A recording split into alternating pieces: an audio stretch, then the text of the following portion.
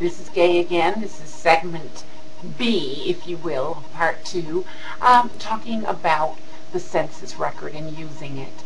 I wanted to give you some information. I left off telling you about going to the 1930 census.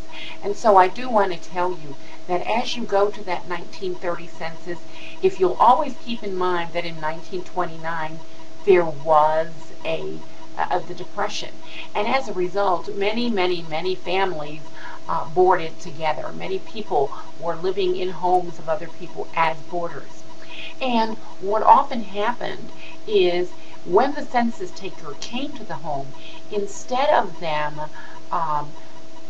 matching the relationships, they may have just listed a person in the home as a boarder. So what I'm trying to say to you is that sometimes the boarder might have been a relative.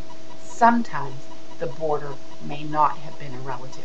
So what I'm going to advise you to do is if you see boarder on the 1930 census, go to that oldest living relative and say, hey, have you ever heard of this person?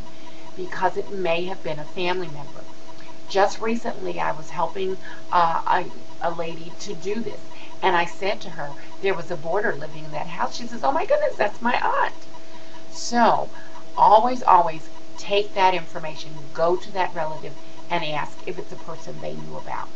If, on the other hand, it's not a person they've ever heard of, 9 times out of 10, it may have been a person who was not related to the family. However, I would then keep that in my knower, in my thinker. I'd keep that name written down, and then when I was ready to go and look at the 1920 census, I would ask for that boarder because maybe the boarder was a next door neighbor.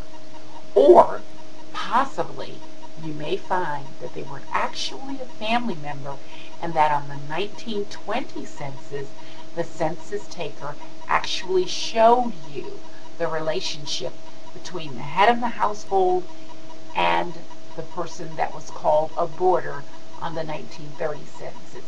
So, that's your tip for today. Happy tracing!